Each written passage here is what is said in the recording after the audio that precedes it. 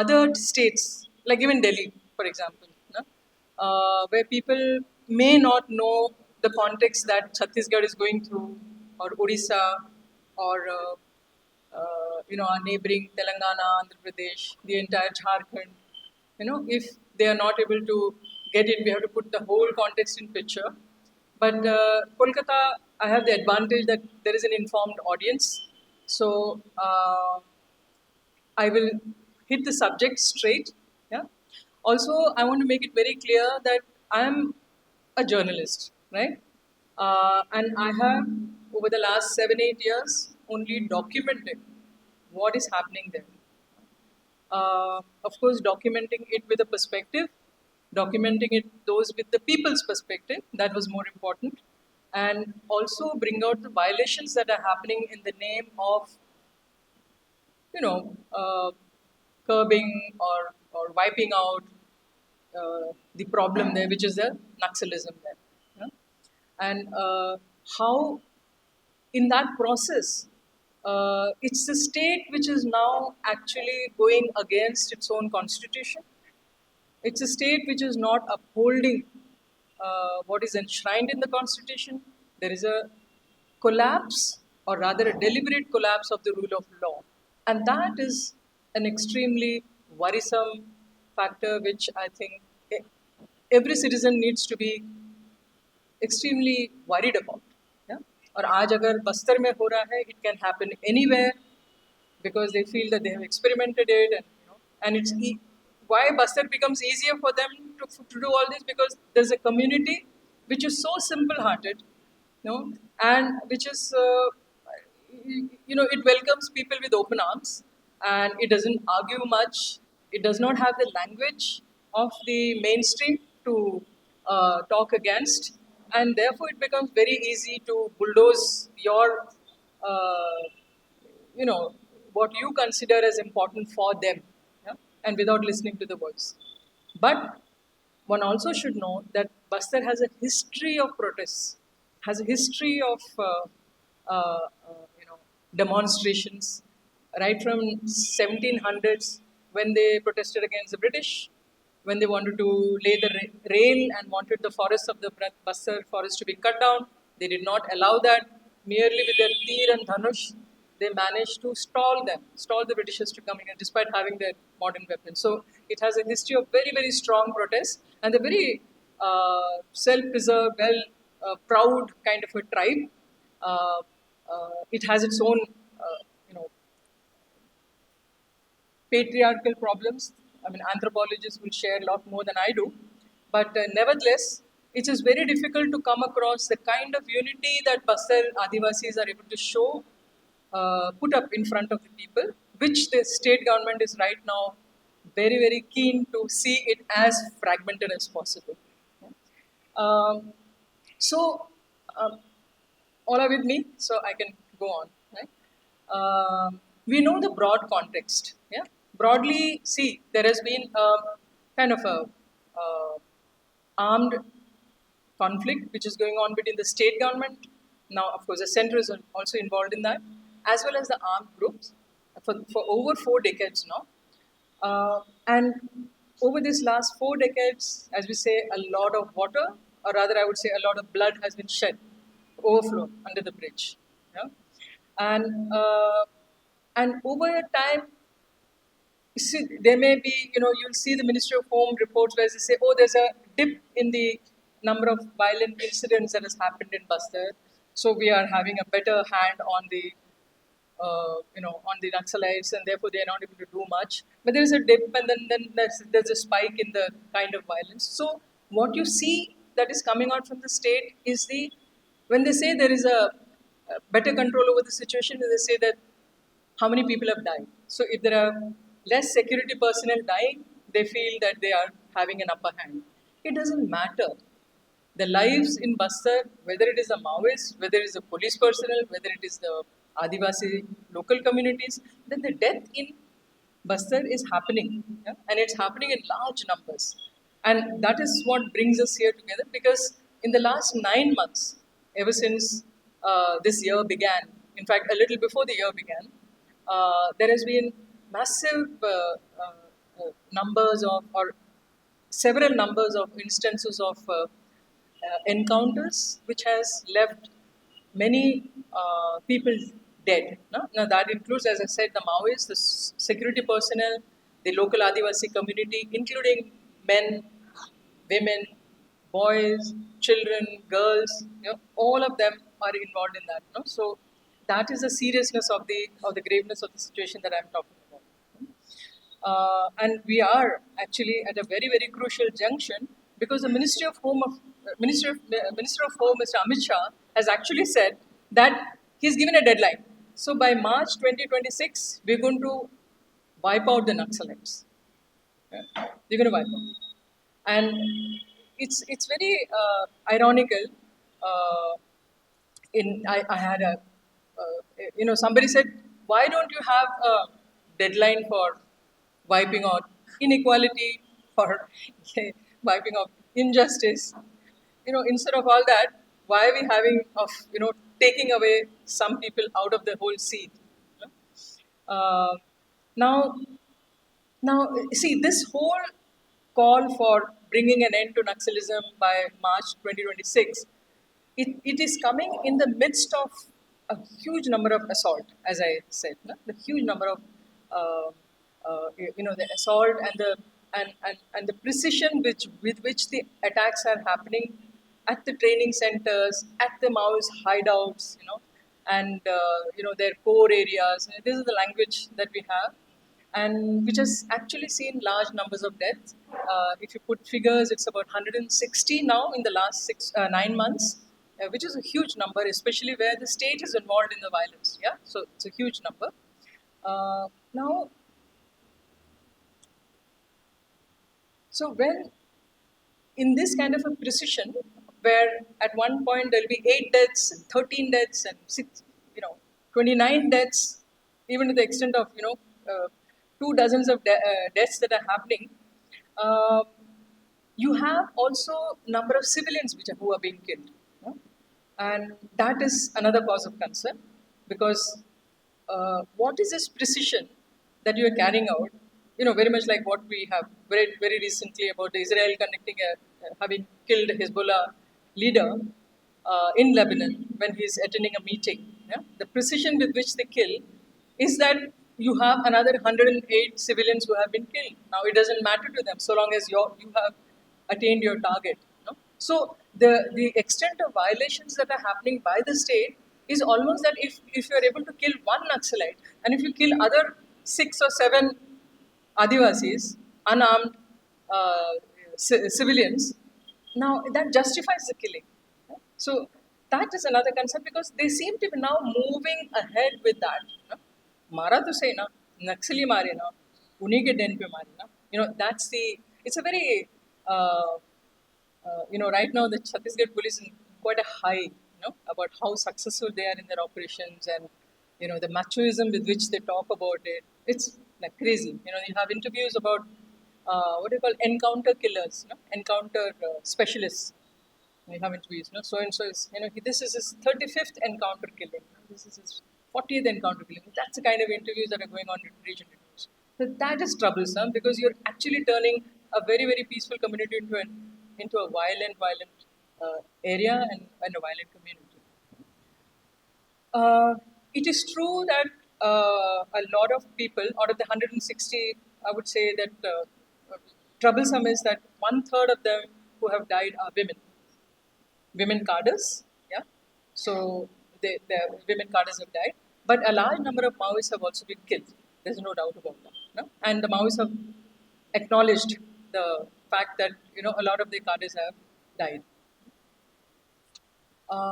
Now, hidden under this set of attacks is something which we need to take note of.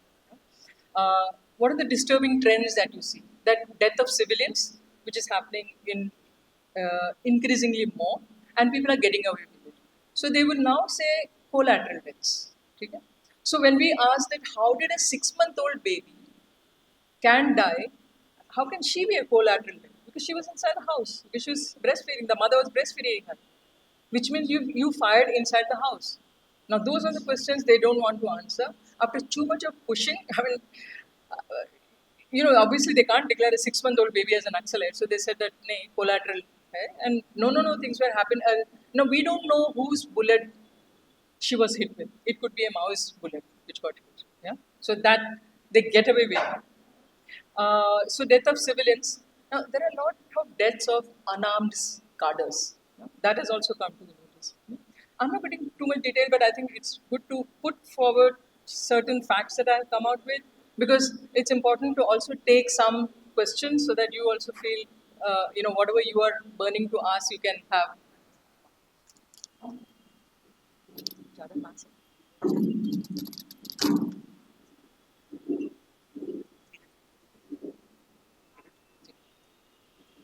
Yeah, आवाज़ आ रही है? Okay, so death of unarmed cadres. So which means that uh, international um, laws on warfare. They say that even war has rules. Yeah? So you don't actually kill unarmed people, and that's a question that needs to be raised, and we raise it with the Maoists also. Because if you do summary killing of whom you consider as police informer, when that person visits his home, you've actually captured him and you've killed him, yeah, or you've done a Jan Adalat and killed him. So you pick up the most vulnerable point and then you kill that person. So there is a complete collapse of the very rules of law, rules of war. huh? Uh, but uh, in terms of even having deaths that have happened so far, there have been a large number of cadres, Maoist cadres who have been killed, have been unarmed cadres. Uh, the other trend that we've seen is that there's been a defacement of the bodies. There have been instances when families have buried and cremated the bodies, not knowing whether it is the body that they have cremated is her own son or daughter. That's really painful. The one thing that people want, and the Adivasis believe in a circle of life. One thing that they really deal with is death. Give death to a person in a dignified way, and that that person's spirits is always roaming around in the place. But they don't even know whether it's the person whom they have buried or cremated is their own family member. So that is another disturbing trend. The other disturbing trend that I came across is the death of underage children. I've reported on that also. I've reported on the civilian deaths. I've reported on underage children being killed. Hmm? So, which the question is raised at both ends, that why the Maoists are recruiting underage children, and secondly, why is the police, the security force, not taking note of this fact? The other major disturbing trend in the last 9 months is announcing rewards, you know, for people who have died. So you'll say that we have killed an 8 lakh worth person, or 15 lakh worth person. And what happens? So when you ask that what happens to this, whatever lakhs that you're talking about, so it's actually distributed amongst the team which has been gone into the operation. Yeah. So it's like a kill, like a hunting that has happened, and people are being rewarded for that. That's another very disturbing trend. Yeah? And the security forces and the police think that they are actually in. So when I ask, are you incentivizing this? Basically people, a security person will rather not arrest anybody or get him to the police station. He would rather kill because he's going to get some money out of it. You incentivize it so much that there's going to be trouble with that kind of a policy. Uh, yeah. Okay. The another very disturbing factor that is happening in the last 9, 10, 11 months is the use of very sophisticated weapons. So drone surveillance is very common. So villagers would say that when a particular encounter happened, they were running and you had the drones actually running over them, and they were informing the security people that they are now. We see some people running and hiding into this place, and they will all then come and attack. So it's becoming like a chase. You chase your hunt and then you kill them out with very sophisticated weapons. And there have been instances of drone attacks, in the sense that they have actually dropped ammunition with the help of drones, and they have been very mildly reported. But when reporters have gone back to the police personnel to ask them that, are you doing? Because in our In the current law of the land is that you don't allow drone attacks, yeah? Because that's not allowed. No army or no person can conduct drone attacks. But they are experimenting something which the senior officers just say that no, we don't do any such thing. These must be dropped by the police, by the Maoists, and they are making a propaganda out of it. Yeah? And that's it. There's nothing more to be spoken about. So we have nearly 4, 5 stories. I am not directly, but Scroll has reported on one of them, and that's it. So we get a lot of now the lot of young educated boys and girls, they make videos with their phones and they start shooting it. They show the drone attacks that have happened and send it on to social media. So you do get images of such attacks. So, what is happening? Obviously, the Maoists are also now going to counter that. So they are coming, what is the under barrel grenade launcher. So you have your guns, you have your grenade launchers, and then you shoot it out, and then it goes, they have a certain precision of meters that it goes, and then it blasts. So the Maoists have also started. They don't have, they call it the BGLs. They are very, how do you say, you know, a crude way of putting some kind of an ammunition together, which is not the most precise, but they are also involved into that. So, which means that you have an attack and counter attack. There's been a lot of attacks by IED. Uh, Explosive devices are placed under the roads, under the so in that there are instances where civilians are also getting hurt. So there was one instance where uh, two young children, because the UB jail had been shot by the police, the it did not explode, so it was lying around, and the children had gone to pick up tendupatta, and they saw something shining, and they just did it with their feet as to what this is shiny ball kind of a thing, and it suddenly exploded, and the two boys died. Yeah, the police promptly pulled out a report saying that IED blast में दो बच्चे मारे गए. So obviously the reporters rushed and saw, and then they said that no, it was not actually an ID blast, but it was actually an unexploded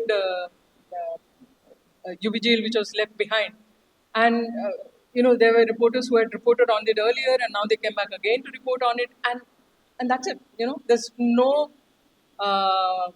action against it. The police does not say that okay, we'll look into the matter. Nothing else. They have made the declaration, and that's it. So the impunity, yeah, I'll come to that. Uh, huh. So what is also happening, we see a trend that there have been a lot of, see, when initially in 2000, soon after the Salwa Jurub, which is 2005, 6, where it peaked, by then paramilitary forces started coming in large numbers. Yeah? So there is a huge militarization that is happening in Basar. So when they came in, they were mostly people from Bihar, from Punjab, from Haryana, from also from other parts of Chhattisgarh who didn't actually know how the Adivasis live, etc. Yeah? They couldn't understand the language, so there was a lot of difficulty. But now with what they have started doing is since 2008 actually, they experimented and they found it a lot more easier. They have recruited a lot more local Adivasi community into their cadre. Yeah? Now, these cadres could have been supporters of the Maoists at some point of time. They are also, some of them are surrendered Maoists who have been lured in and say that we will take away all your cases provided you come and join the police force. Yeah?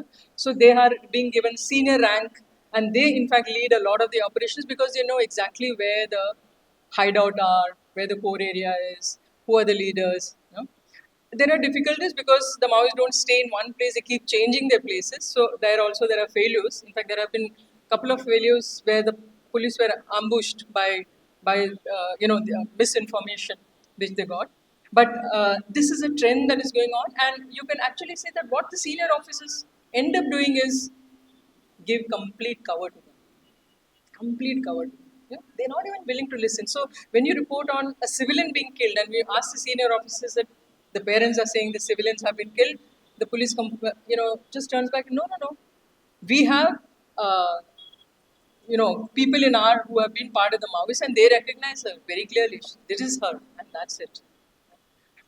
You're not going to ask, you don't know who, you're not going to sit and investigate who said what to that person, and that's it. That's the coverage that they give. Um, so, also another thing that has been now this is a recent kind of a extensive violence, killings, deaths that are happening. But what has happened since 2020 onwards? In fact, 20 onwards, we could actually see this happening. The state government, pushed by the central government with a lot of resources on construction activities, started pushing uh, heavy, heavily mechanized road construction activity. No? So when you have mechanized road construction activities, you're going to have bulldozers, taking away, excavating a lot of stuff, and which also means that you're uprooting a lot of trees, and it is not a road that you see. It's not a lane like this. It's like complete 12 to 15 meters road with the shouldering also.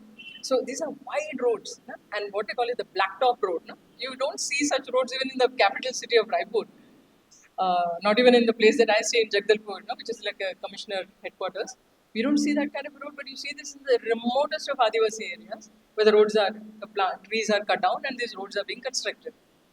And uh, so your forests are being cut down, your trees are being cut down, and they're very, very rich forests. Yeah, as I said that we have about nearly 40 to 50% of forest cover in Bastar. Yeah?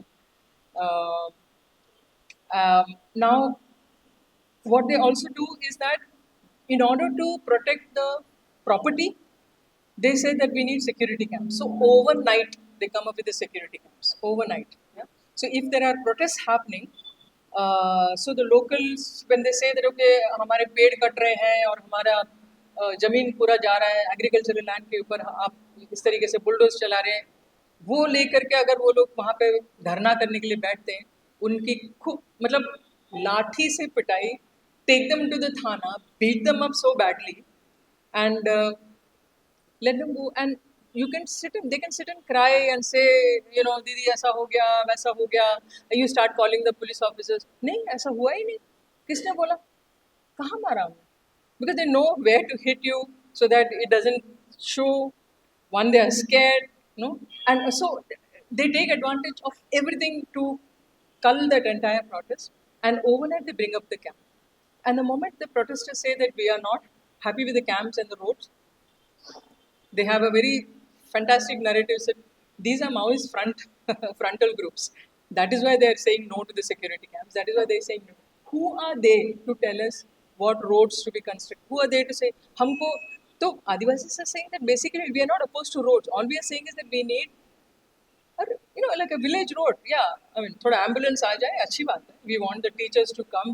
We also have now gradually started buying mobiles. So we want our bikes to ride, but not this kind of a road. This is not for us that you're constructing. So they will say, you've had the funniest of arguments where they will say that, madam, आपको मालूम नहीं ambulance जाएंगे. Even if they're actually thinking of ambulance, crossing each other and going when there's zero health facilities there in those places. Even in the nearby places, ambulances are half the time lying in the road with no repair, with requiring repairs. So it's to that extent that they go, and they have actually come up with several huge numbers of security camps. Over 500 is what we estimate. We still do not know. They do not give us the numbers, but we have pulled out a report. At some point, I'll share. I couldn't get a copy of it, but to interested people, I'll put out the website. You can download it from there. But a few citizens got together and actually started looking deeper into these protests that are happening. Why are these protests happening? What are they saying? What is the government saying? Okay? I mean, is there a logic? You can't have protests happening all over Bastar, about 20-25 protests, and the police merely saying that they are Maoist frontal. Well, they're young boys and girls who are sitting and arguing against the big roads that are coming and asking for their voices to be heard. So, what are they asking for? All they are asking for is that we are a fifth schedule area. Yeah? Within the constitution, it's an Adivasi Bahul or Adivasi majority residential areas, and therefore it is a fifth schedule area. So within the fifth schedule area, you have a particular act called the PESA Act, Panchayat Raj Extension to Scheduled Areas, and within that, any activity you do inside the village, you have to hold a Gram Sabha. That's it. As simple as that. Which basically means it's not just a sarpanch, but a Gram Sabha. So if this is an entire, village, and one third of the village needs to sit, and in a democracy, what happens? You have to discuss what you want to do in that village, and when the people say yes, we want it, you should be able to bring it. And if they say no, we are not happy for it, you listen to that. A dialogue happens. So this is what they're asking, that can you please hold a Gram Sabha, consult us what we want, and then uh, bring it, whatever you're asking, whatever you're trying to bring it in the name of development. There is also a complete violation of the Forest Rights Act, under which you have to first settle their land and title, and also what is called the community forest rights, community forest resource rights, because most forest living community, especially the Adivasis, they may be living in very small houses, but they have a very large number of space where they take the cattle, where they grow a lot of trees. They gather a lot of forest produce like mahua, chironji, amla, imli, all kinds of things, and they sell it in the market, and that's one of the very, very important source of income for them. So none of these gets done. And when you ask the senior police officers, sadly, always the senior police officer, never the collector, because it's a police state. Let me declare that. Bastar region, all the 6 districts seem to be like a police state, and all they would say, they would say, no, but this is the land that we got from the revenue department, from the collectorate, and तहसीलदार ने हमको ये अब जमीन दिया है तो हम लोग इसमें बनाएंगे, अब हम थोड़ा ना बैठ बैठ के देखेंगे. सो तहसीलदार को पूछेंगे, बस सर ये तो लोग बोल रहे हैं कि ग्राम सभा ही नहीं हुआ, तो बोल रहे कि नहीं, ग्राम सभा होने का तो सवाल ही नहीं होता ना. देखो, ग्राम सभा में कोई नहीं बोलेगा, उनको मजबूरन ये बोलना पड़ेगा कि हमको रोड नहीं चाहिए, मजबूरन ये बोलना पड़ेगा हमको कैंप नहीं चाहिए. क्यों? अरे बाद में उनको जाके दिक्कत होगी ना, अंदर वाले फिर उनको डांटेंगे ना. So you have assume that they are there that they are influencing the villages, and therefore I will violate the rules of the Gram Sabha and say that just as they are not allowing them to have rules, we will just push for the rules. So in reality, what they are accusing the state, especially the police, is accusing of the Maoists, they are doing exactly that, bulldozing their own theory with no regard to what the local villagers are saying. In fact, now the situation is such, it is the villagers who are saying that can you please uphold the constitution? Can you please follow the rules of law? And it is the state which is not following. No, it's the other way around. One very, very, like in this whole question of having Maoist front, the lot of young boys and girls who have studied in government schools, they have come forward and they are like really protesting hard. We've covered a few stories. I've covered a few stories. A lot of other journalists also covered a few stories, but they are just declared as Maoist front. In fact, a lot of activists argued. So even if they are Maoist front, let's take it that they are Maoist front, but they are not coming with their guns, to ask you. They are asking you the book of the constitution. They're saying that can you hold the Gram Sabha? Can you please hold settle our Forest Rights Act? But they are asking exactly what the constitution is asking for. So why aren't you able to provide that? No? But they have no answers for that.